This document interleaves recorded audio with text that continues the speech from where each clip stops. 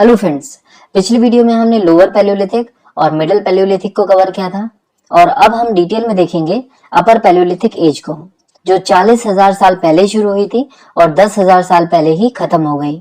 इस समय तक ह्यूमंस काफी इवॉल्व हो चुके थे और वो स्पीसीज जिससे मॉडर्न ह्यूमन बींग्स बिलोंग करते हैं यानी होमो सेपियंस भी पहली बार अपर पैलियोलिथिक एज में ही देखे गए। अपर पैलियोलिथिक एज के दौरान एक बड़ा चेंज ये हुआ कि यहाँ पर एनिमल डोमेस्टिकेशन की शुरुआत हुई थी। इसी वीडियो में हम आगे देखेंगे कि एनिमल डोमेस्टिकेशन के ट्रेसेस हमें कहाँ कहाँ मिले हैं।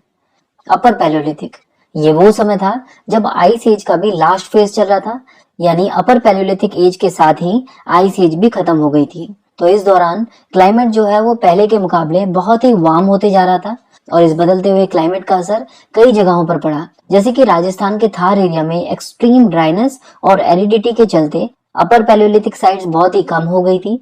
यानी लोग जो लोअर पैलियोलिथिक और मिडिल पैलियोलिथिक में यहाँ रहते थे वो यहाँ से पलायन कर गए थे। इसके अलावा बेलन वैली जो उत्तर प्रदेश के मिर्जापुर में है, वहां पर अपर पैलियोलिथिक एज में एनिमल्स की बोन्स मिली हैं, जैसे कि वाइल्ड कैटल, शीप्स और गोट्स।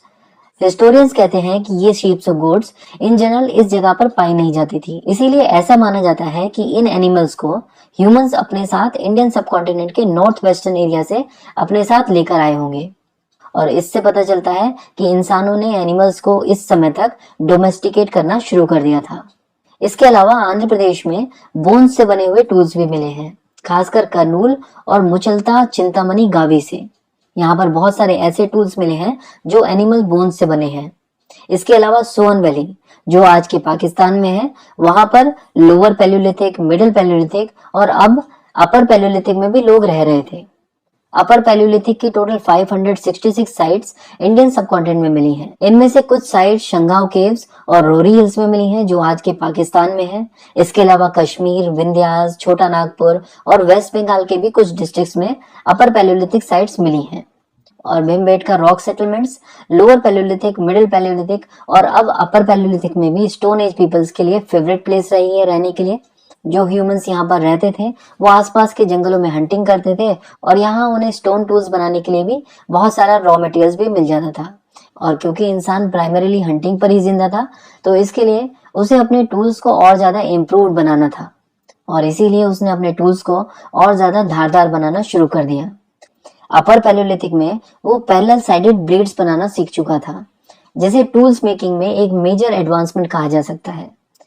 ब्लेड्स कुछ इस तरह से होते थे, आप देख सकते हैं कि इस पत्थर को घिस घिस कर कितना पैना कर दिया गया है 3 साइड से, और इन ब्लेड्स की लेंथ इनकी विड्थ से डबल या उससे भी ज्यादा होती थी। ब्लेड्स के अलावा अपर पैलियोलिथिक में ब्यूरिन्स का भी बहुत ज्यादा मात्रा में यूज किया जाता था। ब्यूरिन्स बेसिकली साइज में छोटे होते हैं और इन्हें आप आज के स्क्रू ड्राइवर से कंपेयर कर सकते हैं।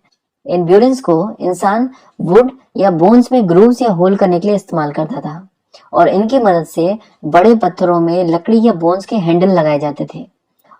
अपर पैलियोलिथिक के दौरान कुछ ऑस्ट्रिच के एगशेल्स भी मिले हैं। इससे पता चलता है कि अपर पैलियोलिथिक में इंडिया में भी ऑस्ट्रिच रहा करते थे और इंसान उनका शिकार करता था। मे बी इस शिकार की वजह से वो एक्सटिंक्ट हो गए और हो सकता है कि इंसान उस समय ऑस्ट्रिच के एग्स भी खाता हो। ये जो ऑस्ट्रिच के एगशेल्स थे वो इतने हार्ड होते थे कि इंसान इनके एगशेल्स को बाउल की तरह भी यूज कर सकता था और इन शेल्स के टुकड़ों से वो बीड्स और ऑर्नामेंट्स भी बनाता था। तो इस तरह हमने अपर पैलियोलिथिक पीरियड को कवर कर लिया है। अब नेक्स्ट वीडियो में हम मीजो